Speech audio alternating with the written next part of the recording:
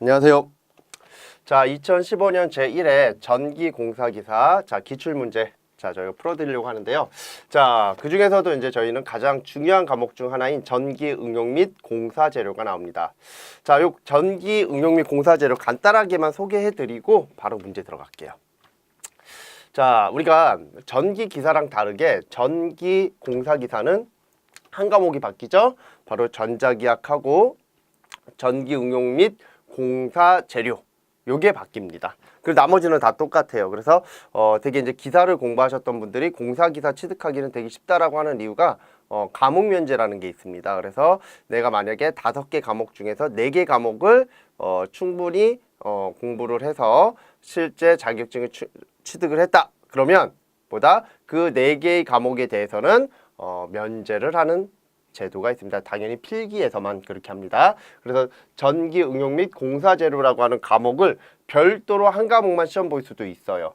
예, 그런 분들도 계시고요. 또는 다 같이 보시는 분들도 계시고, 개인적으로는 다 같이 보시는 게 훨씬 더 유리하다라고 얘기를 해요. 그 이유가 있습니다. 자, 보시면 저희가 전기 응용은 뭐 여러 가지가 있지만, 자, 조명서부터 맞죠? 조명, 그래서 조명의 기초 및 조명의 종류, 그 다음에 조명의 설계, 그리고 전열기 및 계산이 나오는데, 이 전열기에서 뭐가 나오냐면 열에 관련되어 있는 거죠. 그래서 열전 현상도 같이 보셔야 되고, 그 다음에 이제 여기서 이제 전기분에 관련되어 있는 것들도 얘기가 소개가 됩니다. 그래서 그것도 같이 보시면 되고요. 그 다음에 전동기가 나옵니다. 전동기는 우리 단상, 삼상 유도 전동기 있죠. 예, 그래서 그거에 관련되어 있는 기동법 또는 우리 정지하는 방법, 제동법들이 있어요. 그런 게 시험 문제로 나오고요. 그 다음에 반도체, 예, 우리 반도체 다이오드 또는 사이리스터 같은 것들 있죠. 예, 이런 것들에서도 시험 문제가 굉장히 잘 나옵니다. 그 다음에 전기철도가 나오죠. 예, 우리 전기철도는 뭐 다른 장들에 비해서는 비중이 그렇게 높지 않아요. 그래서 얘를 공사 재료에 편중시켜 버리는 경우도 있어요, 종종. 하지만 얘도 저는 전기 응용에 집어넣고, 전기철도는 나오는 게 딱 몇 가지가 정해져 있기 때문에 그것만 살짝 보고 가면 된다, 이렇게 얘기를 드리고요. 마지막 공사 재료입니다. 자, 요게 이제 산업기사하고 우리 공사산업기사하고 나눠지는 부분인데, 요 공사 재료는 양이 무지막지하게 많습니다. 그러니까 이거를 다 보려고 하면 힘이 들겠죠. 그래서 제가 전기 응용은 다른 과목들처럼 문제가 이렇게 어렵거나 그러진 않습니다. 그래서 약간 전력공학과 기기와 그 다음에 설비와, 예, 그리고 약간의 제어 쪽 뒷부분을 섞어놓은 그런 믹싱한 듯한 느낌의 과목입니다. 그래서 깊지도 않고 어느 정도 수준을 갖고 있는데, 문제는 이놈의 공사 재료가 말 그대로 공사 현장에서 쓰는 요소들이 많이 들어가기 때문에 시험을 보시는 분들이 나는 공사업체에서 뭐 수십 년간 일을 해서, 그런 분들은 이런 공사 재료가 쉽지만, 일반적으로 대학생이라든가 아니면은 이런 공사업체에서 일을 안 하셨던 분들은 이런 공사 재료에서 많이 맡길 겁니다. 그러면 비중이 어떻게 되느냐? 제가 이렇게 얘기 드려요. 여기서 여기까지가 대략적으로 몇 문항? 12문항 이상이 나와요. 12문항에서 14문항 되고요. 여기가 많게는 8문항 내지는 6문항이 나와요. 그러면 제가 얘기를 드리는 건 뭐냐면, 승부를 보더라도 어디에서 본다라는 겁니까? 요 앞에서 보셔야 돼요, 우리는. 요 앞에서 보고 마지막에 있는 요 공사 재료는 뭐다? 간단하게 치고 나간다, 이렇게 생각을 하시면 될 것 같습니다. 그래서 공사 재료는 양도 많지만, 대신에 공사 재료를 잘 해놓으시면 실기 때 공사 단답으로 말이 바뀌어져서 나옵니다. 실기 때. 그래서 그때 공부하기가 편해요. 그래서 제가 아까 얘기했듯이 요 전기 응용 및 공사 재료인 이 과목을 한 과목만 보는 것보다 다른 과목을 같이 보시는 게 유리하다라는 게, 12개가 넘기가 쉽지가 않다라는 거죠. 이놈 때문에 그래요. 요 공사 재료만 아니면 12개를 넘는데, 이 공사 재료가 들어감으로 해서 개수 확보에 무리가 좀 있다. 자, 이렇게 얘기를 드릴게요. 자, 그러면 간단하게 이렇게 저희가 리뷰 정도로 얘기를 드리고요. 문제 들어갈게요. 1번 문제 보도록 하죠. 자, 1000루멘의 강속을 발산하는 전등 10개를 1000제곱미터인 방에 설치하였다. 조명률이 0.5, 그리고 감각 보상률이 1, 그리고 평균 조도는 얼마인가? 자, 이렇게 나왔죠. 자, 우선은 광속이 나왔으니까 이 광속을 우리는 뭐라고 적는다? F라고 적고요. 여기다 동그라미 치는 게 아니라 이쪽에다 동그라미 칠게요. 광속 F. 그 다음에 전등수 몇 개? 10개. 그 다음에 단면적 맞죠? 그 다음에 조명률, 자 요걸 조명률을 U라고 하고요. 그 다음에 감광보상률, 뭐 요걸 D라고 하겠죠. 그러면 우리가 조도를 나타내는 식, E를 나타내는 식이 있습니다. 그래서 이거를 번데기라고 해서 외워달라고 하죠. 그래서 E는 번데기니까 FUN 번데기 DA. 됐죠? 그래서 요 식을 이렇게 적어주시면 되고, 자, 그 다음에 저희가 문제를 풀 때 여기다 이렇게 제가 별표를 해놓는 게 있습니다. 그죠? 자, 요 별표는 뭐냐면 중요합니다 라는 뜻이고요. 별표의 종류는 1개짜리, 2개짜리, 3개짜리가 있어요. 그래서 자, 첫 번째 1개짜리는 얘는 1년에 한 문제 정도는 꼭 나와주는 형태를 갖고 있습니다 라는 뜻이고요. 자, 별표 2개짜리는 얘는 1년에 많게는 2번까지도 나올 수 있을 정도의 문제입니다. 그 다음에 별표 3개짜리는 뭐다? 얘는 매 회마다 나오는 겁니다. 이런 의도로 저희가 별표를 넣어놨습니다. 그래서 문제 공부하실 때 이런 별표 같은 거 체크를 좀 잘 하시면서 공부를 하시면 됩니다. 자, 그러면 식을 잠깐만 볼게요. 자, 식을 보시면 어떻게 되어 있습니까? 자, 어떻게 되어 있어요? 자, 옥내 조명과 도로 조명이 있습니다. 그래서 옥내 조명과 도로 조명에서의 차이점은 N이 있냐, N이 없냐. 그래서 얘가 이제 조명 설계 문제인데, 조명 설계 문제가 옥내 조명으로 들어가면 이게 N이 들어가야 되고요. 도로 조명이다 그러면 이게 N이 빠지면 되는 거죠. 그래서 그러한 형태로 식을 만들어서 식에다 대입하시면, 자, F가 몇입니까? F가 1000이고요. 그리고 자, U를 뭐라 그랬어요? 아까 조명률 0.5. 그 다음에 개수 10개. 그 다음에 D, 예, 감광보상률 1. 그 다음에 단면적 1000. 그러면 뭐가 지어집니까? 요 1000이 지어지니까 답은 5가 나오겠네요. 그래서 답은 몇 번에 있다? 2번에 있다. 자, 이러한 문제가 나왔는데 내가 이걸 못 맞췄다 그러면 조금 심각해집니다. 자, 요 정도 수준은 계산 문제긴 하지만 한 12개 정도 이하의 문제다라는 거죠. 좀 수준이 그렇게 높은 문제는 아닌데 우리가 나오면 반드시 맞춰줘야 되고요. 나중에는 반대로 등수를 전등수를 구하는 문제가 있어요. 그건 실기 때 나옵니다. 지금 이런 문제 잘 해두셔야 나중에 실기 때 필요한 전등수는 몇 개가 주어져야 되는가 뭐 이런 식으로 이제 전등수를 구하는 경우가 있어요. 조도를 줘놓고 반대로. 자, 그래서 그럴 경우에 대한 문제를 실기에서 배우게 되니까 실기 문제 되게 잘 나와요. 기사든 우리 공사기사든 실기 문제에 특화되어 있는 형태이기 때문에 이런 것들을 많이 풀어보시고요. 다음 문제로 갈게요. 자, 3상 4극 유도 전동기의 입력 주파수 F가 60Hz다. 이때 슬립이 3%일 때 이때의 회전자 주파수. 자, 이때의 회전자 주파수라는 요게다 이제 좀 제가 착안할 텐데 요거 기기 문제입니다.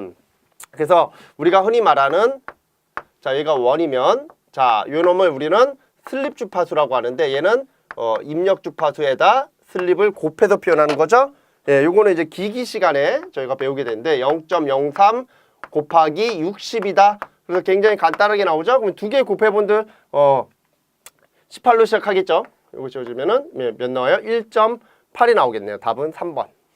그러니까 이런 문제는 기기 문제랑 연동이 되기 때문에 기기 공부를 조금 잘 하셨던 분들은 뭐야, 뭐 이런 기기 문제가 여기서 이렇게 쉽게 나올 수가 있어! 라고 할 수 있죠. 우리 쪽에서는 별로 의미가 없는 문제. 자, 다음 문제로 갈게요. 자, 전기와 전도, 열의 전도는 서로 전기의 전도와 열의 전도는 서로 근사하다. 거의 같다라는 거죠. 그래서 전압을 가했을 때 전류가 흐르는 것과 같이 열이 주어졌을 때 열이 흐르는 연류의 단위로 오른 거. 자, 연류. 자, 이놈과 전류. 자, 봐봐요. 첫 번째 전류가 있고요. 두 번째는 뭐가 있다? 연류가 있습니다. 연류를 봐달라는 거죠. 그러면 전류 I는 미소 시간에 대한 미소 전하량의 변화율이고 연류 Q는 미소 시간에 대한 미소 발열량의 변화율이다. 뭐 이런 식으로. 열량의 변화율이다. 뭐 이런 식으로. 그러면 이놈의 단위는 당연히 얘는 뭐가 됩니까? 얘가 쿨롱이고 얘가 세크니까 쿨롱 퍼 세크. 그래서 얘를 암페어라고 하겠죠? 자, 얘는 자, 위에가 뭐예요? 칼로리 퍼 세크가 됩니다. 그러면 자, 저희가 알아야 될 게 하나가 있는데 그게 바로 뭐냐면 1와트는 자, 1와트는 뭐와 같다? 예, 줄 퍼 세크와 같습니다. 그리고 1줄은 뭐다? 예, 0.24 예, 칼로리와 같은 거죠. 그러면 자, 얘는 다시 적으면 결국에 뭐다? 0.24분의 1 줄 퍼 세크가 되겠죠? 그죠? 예. 반대로 돌려야 되니까 그러면 결국에 뭐다? 줄 퍼 세크는 뭐예요? 와트가 된다라는 거죠. 자, 답은 와트가 됩니다. 근데 자, 우리가 이러한 단위 환산에 대한 요소를 원래는 기초적인 거라서 이러한 관연도 반에서는 저희가 별도로 이렇게 얘기 드리기가 힘듭니다. 그래서 제가 표를 하나 가져왔어요. 답은 4번이고 표를 이렇게 6가지를 가져왔으니까 요 6가지에 대한 내용들을 조금 외워주시는 게 좋을 것 같아요. 그래서 기본적인 거 뭐 1m, 1아우어, 1kg 중 그 다음에 1와트, 1줄, 1kWh 6가지입니다. 요거는 원래는 기능사, 기사, 기술사 공부하시는 분들은 기본적으로 다 외우고 계셔야 되는 6가지 기본 단위 환산입니다. 그래서 요거 외워주시면 돼요. 그래서 이러한 형태의 문제다라는 거죠. 아주 간단하게 풀어주시면 되고요. 어려운 문제는 아닙니다. 그러니까 이런 문제는 침착하게 내가 생각하면서 문제를 풀어주시면 별로 문제가 되지는 않는데 뭐 이렇게 늘 나오는 그런 문제는 아니고요. 별표 이런 거 안 쳤죠? 네, 다음 문제로 갈게요. 자, 다음 발열체 중 최고 사용 온도가 가장 높은 거 이게 재료 문제예요.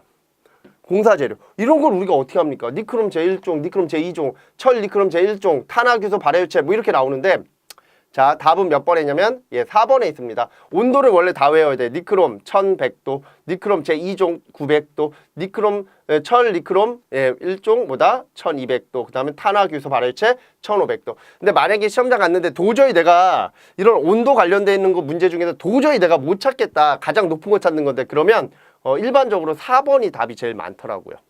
이제 관련도 한 10개년치를 보니까 4번에 대한 답이 즉 순차적으로 놓는 경우가 많다라는 거죠. 그래서 뭐 꼭 그렇지는 않겠지만은 그래도 내가 정 모르겠다 그러면 4번을 찍으시는 게 좀 더 낫다라는 거. 이거는 재료 문제라 제가 뭐라 얘기할 수가 없죠. 이거 다 외워야 돼요, 그냥. 근데 이게 이번에 나왔으니까 다음에 또 나오네. 안 나와요. 그래서 공사 재료가 어렵다라는 겁니다. 재료는 너무나 많기 때문에 공사 재료 내용이 너무나 많기 때문에 무엇이 나올지를 우리가 잡아내질 못해요. 그러니까 개로 승부를 보려고 그러면 너무나 많은 방대한 공부를 해야 됩니다. 근데 그렇게 공부 못하잖아요. 그러니까 뭐를 하는 거예요? 버릴 거 버리고 이런 거 그냥 문제답으로 보시고 그냥 편하게 아예 온도 문제 4번 뭐 이런 식으로 퉁치고 다른 거로 승부 보시면 돼요. 되죠? 자, 5번 문제 별표가 하나 들어갔죠? 사이리스터의 게이트 트리거 회로. 자, 트리거라는 거는 방아쇠라고 보시면 돼요. 그러면 우리가 사이리스터가 뭐냐면 SCR인데 얘는 3단자 단일 극성 회로가 되는데 자, 요게 게이트입니다. 그래서 요놈의 역할은 뭐냐면 이런 식으로 플러스 마이너스 플러스가 있으면 이런 식으로 정류를 해주는 거죠. 반파 정류. 그러면 게이트에 신호를 줬을 때 반파 정류가 되는 거니까 이 게이트가 결국엔 뭐다? 게이트로 들어가는 요 파형. 게이트로 들어가는 파형, 요게 트리거 신호가 됩니다. 그러면 트리거 신호는 일종의 파형에 대한 형태, 웨이브 파형에 대한 형태가 되고 요 웨이브 파형을 만들어낼 수 있는 장치, 발진 장치로서 적당한 것은 바로 UJT, 다이악, 그 다음에 PUT. 이렇게 3가지는 가능하고요. SCR은 위상 제어, 초파 제어, 그 다음에 뭐 인버터, 컨버터, S는 다른 얘와 관계가 없어야 되겠죠. 그래서 요 3가지가 바로 뭐다? 트리거 회로로는 적당하다라는 거죠. 그래서 자, 사이리스터의 특성 요 5가지가 있는데 요거는 되게 중요해요. 제가 이제 지금은 이렇게 나타냈지만 사이리스터는 워낙에 시험 문제가 잘 나오기 때문에 얘는 별표 쳐놓고 다 외우세요, 그냥.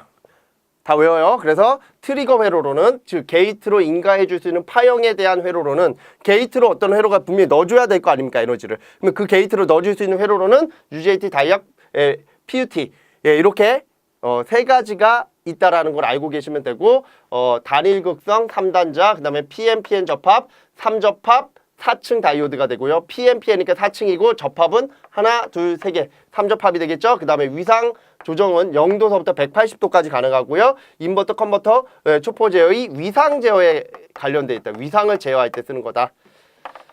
외우십시오. 이거는 다. 하여튼 사이리스터는 각 회마다 시험 문제가 100%한 문제 나오고요. 많게는 2문제 정도 나와요. 되게 잘 나와요. 답은 4번이다. 그냥 외워주시면 돼요. 이런 거 통째로 다. 하여튼 효자 문제 중 하나예요. 저희가 볼 때는. 자, 전기로의 전기가열 방식 중 흑연화로 가보 런덤노 뭐 이렇게 돼 있는데, 자, 흑연이라는 단어가 나오면요, 이거는 뭐냐면 직접 저항로를 말하는 겁니다. 그래서 우리가 전기로의 종류는 저항로, 아크로, 유도로가 있는데, 거기에서 이제 직접 가열로는 뭐다? 흑연화로, 카보덤로, 그 다음에 카바이트로 뭐 이런 식으로 돼 있어요. 다 외우셔야 돼요. 못 외우겠죠. 그래서 이런 것들은 공사 재료니까 문제답식으로 보시는데, 그 중에서 직접 가열식이 가장 잘 물어볼 수 있는 부분들이기도 해요. 근데 나중에 보시면 유전가열, 유도가열이 되게 시험 문제 잘 나오고요. 여기는 없죠. 유전가열은 여기서 이제 저항로에서의 직접로에 대한 직접 가열에 대한 문제였다. 그래서 답은 4번이다. 이런 식으로 그냥 쉽게 문제답식으로 치고 넘어가는 거죠. 흑연 나왔네. 직접식 뭐 이렇게 치고 넘어가셔야 돼요. 어렵게 공부하시면 안 됩니다. 자, 다음 문제로 갈게요. 자, 별표 2개 들어갔죠. 중요한 문제점. 자, 전차선로가 나왔습니다. 쭉 가다가 전식이라는 단어가 나왔죠. 전차선로는 시험 문제로 제일 잘 나오는 게 전식이죠. 그러면 전식을 줄이기 위한, 전식을 줄이기 위한 대책으로서 옳은 거, 자, 뭐 이런 겁니다. 그러면 가장 옳은 거죠. 자, 그러면 전식을 줄이기 위한 거는 몇 가지 방법이 있어요. 자, 볼게요. 전기철도 전식 방지 대책, 전철측, 이 전철측이 시험에서 제일 잘 나오죠. 뭐 전철측이 아니더라도 말 그대로 배관측이라고도 볼 수 있어요. 예, 전식에 영향을 받는 배관측, 뭐 가스 배관이 될 수도 있고요. 그 다음에 또 상하수도 배관이 될 수도 있죠. 예, 그런 배관측이 될 수도 있지만, 우리가 일반적으로 전철측에서 원인을 제공하는 전철측에서 먼저 1차적으로 뭐를 하는 거예요? 전식을 없앨 수 있는 설비를 둬야 되는 거죠. 첫 번째 뭐다? 예, 가장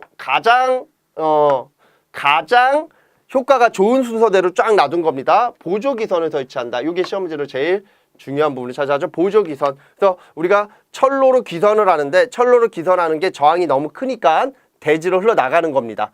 맞죠? 그러면 철로의 저항을 줄이기 위해서 병렬 회로를 하나 더 다는 거죠. 그게 보조기선인 거죠. 그래서 보조기선을 설치한다라는 거죠. 이게 가장 뭐다? 옳은 방법이 되는 겁니다. 그 다음에 두 번째는 뭐다? 레일 본드를 실시한다. 우리 본드라는 건 뭡니까? 본드라는 건. 예, 붙인다라는 거죠. 레일을 붙인다. 우리 레일이라는 건 이렇게 생겼잖아요. 근데 레일이 중간에 이렇게 떨어져 있어요. 이건 왜 그러냐면, 여름철에 그 철로가 어떻게 됩니까? 팽창을 하죠. 철이니까 팽창할 때 뭐가 되면, 얘네가 붙어 있으면 늘어나 버린단 말이에요. 그 부분이 이렇게 볼록 늘어나 옆으로. 그러면 어떻게 돼요? 기차가 탈선할 수 있기 때문에 요 늘어나는 부분들 일정 간격으로 이렇게 띄어놔야 됩니다. 띄어놨더니 뭐가 돼요? 전기적으로.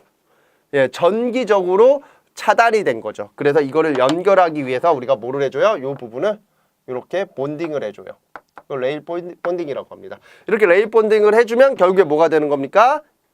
예, 자, 저항이 줄 수 있는 여건이 되는 거죠. 그래서 레일 본딩을 이렇게도 해주고 크로스 본딩을 해줄 수도 있어요. 아시겠죠? 우리 레일이 두 개의 레일로 돼 있으니까. 자, 그래서 뭐다? 레일 본딩을 해준다. 근데 보조기선보다는 효과가 좀 저조하고요. 그 다음에 또 변전소 간의 간격을 짧게 한다. 레일 본드를 해준다. 그 다음 변전소 간의 간격을 짧게 한다. 이 세 가지가 시험 문제 굉장히 잘 나와요. 다음 중 전식 방지 대책으로서 옳지 않은 거 세 가지 나오고 딱 한 가지. 이런 식으로 문제가 나옵니다. 굉장히 잘 나옵니다. 아시겠죠? 그래서 얘는 다 외워주시면 돼요. 그 다음에 레일의 절연 저항을 크게 해준다. 레일 저항은 감소시키고 레일의 절연 저항, 뭐냐면 레일 밖으로 나가는 누설되는 저항을 크게 만드는 거예요. 그리고 3선 배전법을 사용한다. 이건 정기적인 거죠. 그래서 답은 몇 번에 있다? 보조기선을 설치한다. 이게 가장 확실한 방법 중 하나다. 그래서 이거 문제로 굉장히 잘 나오니까, 하여튼 전기철도에서는 전식이 굉장히 잘 나옵니다. 반드시 맞춰주셔야 돼요. 그러니까 이런 걸 놓치면 맞출 게 없다라는 거예요. 이런 거 반드시 맞춰주셔야 되는 거고. 자, 8번 문제. 자, 얘는 별표가 하나 들어갔는데 그 이유가 전기분해 때문에 그렇습니다. 자, 이게 전기분해가 굉장히 시험 문제로 잘 나오는 게, 원리를 좀 아실 필요가 있어요. 극판 2개, 구리 극판에 이렇게 2개를 둬요. 뭐 구리가 아니어도 뭐 극판에 2개 두면 되고, 여기다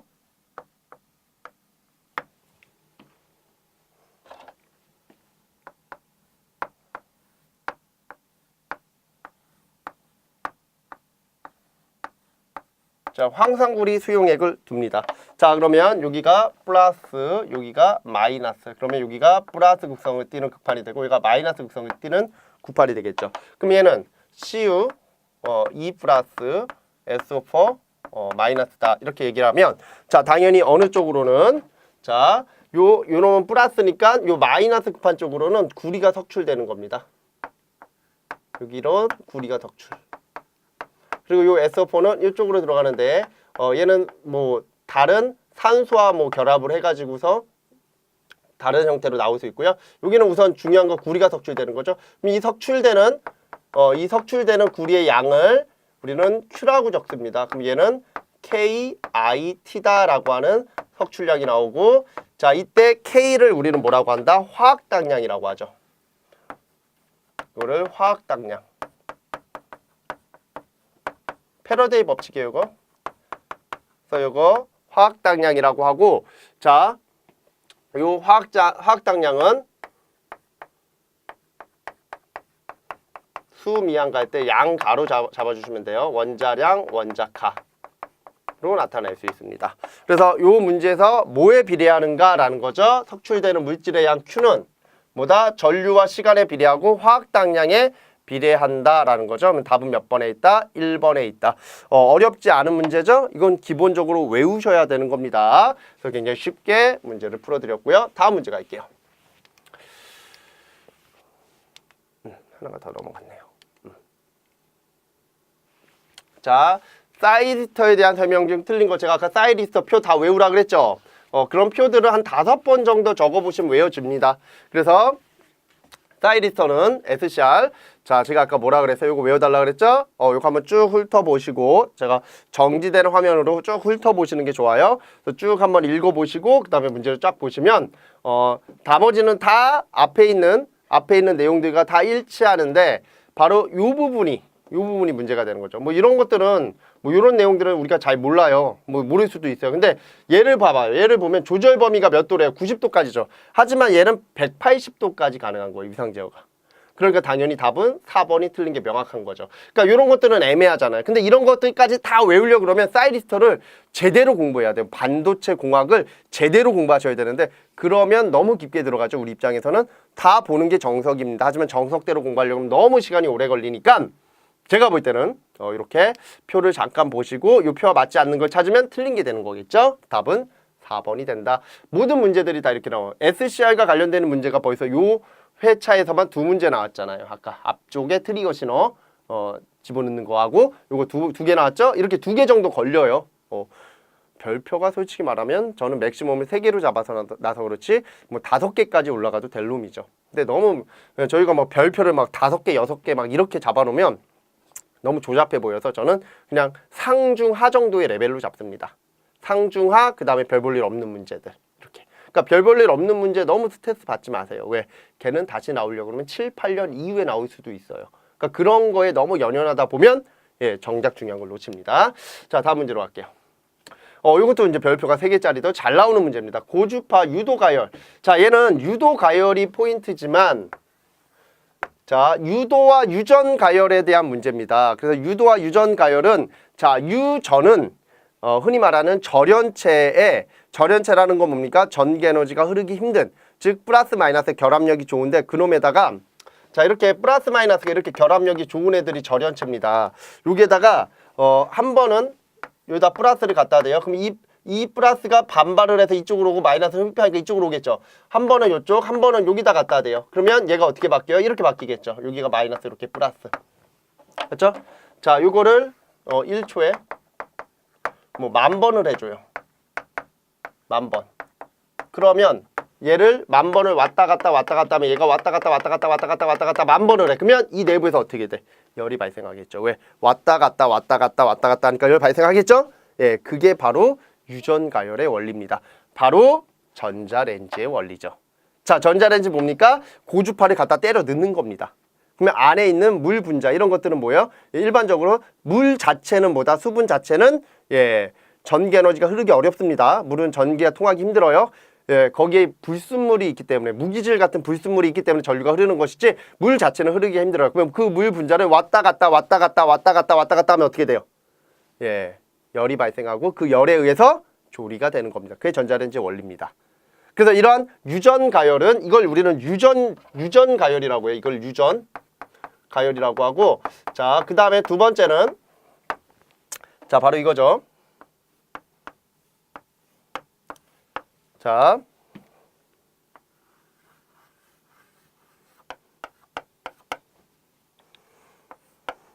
여기다 뭐를 전압을 가합니다. 맞죠? 그러면 뭐가 나와요? 예, 자석이 나오겠죠. 자석 화이가 나오죠? 그러면 여기다 철판을 둡니다. 그럼 이 철판에 자석이 뭐를 해? 관통하겠죠.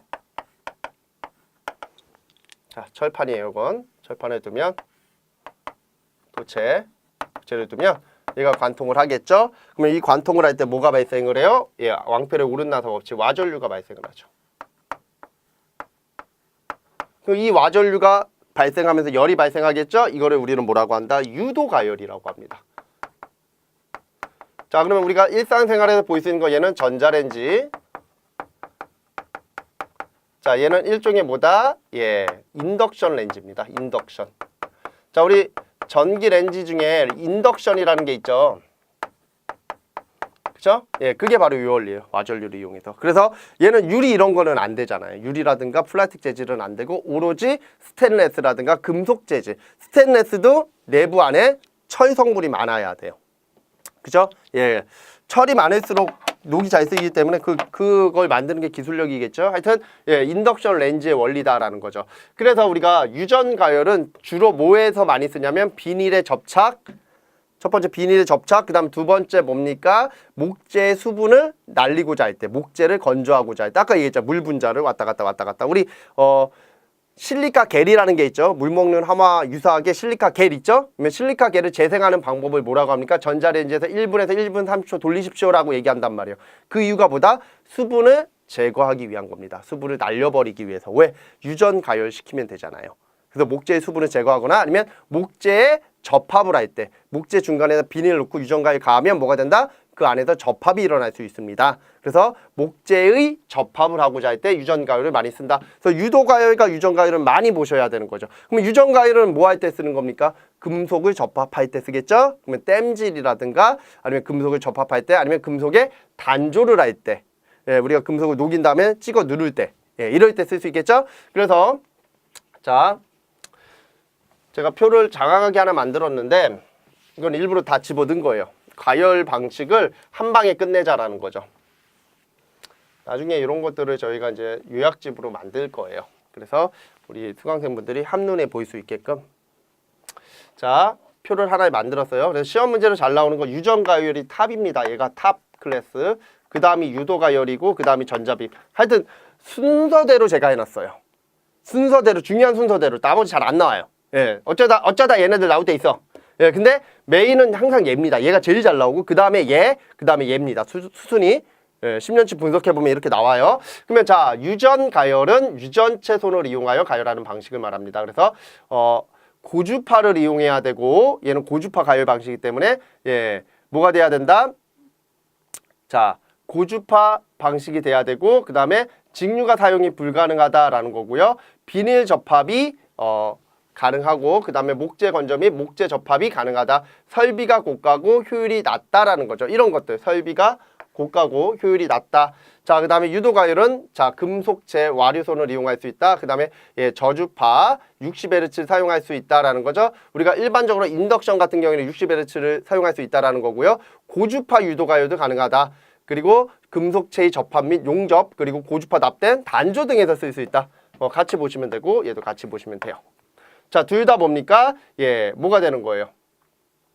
직류 사용은 어렵다라는 거죠. 둘 다 교류를 가지고서 쓴다라는 거. 그 다음에 전자빔, 요게 이제 시험 문제로 종종 나오는데 고속으로 전자를 접속하여 전자 충돌에 의한, 요 전자 충돌이란 단어에 의한 에너지로 가열을 하는 방식이고 아크 가열도 종종 나와요. 우리 용접기 있죠? 용접기. 자, 우리 두 플러스 마이너스를 두면 어떻게 돼? 공기 중에 절연이 파괴되면서 뭐가 발생해요? 아크가 발생하죠. 그 아크를 가지고서 우리가 용접하는 방식을 우리는 아크 용접이라고 합니다. 그래서 그러한 아크 가열 방식이 있고 그 다음에 저항 가열 방식은 우리가 많이 쓰는 거 그냥 필라멘트에다가 전류 흘려보내요. 그러면 열 발생하죠.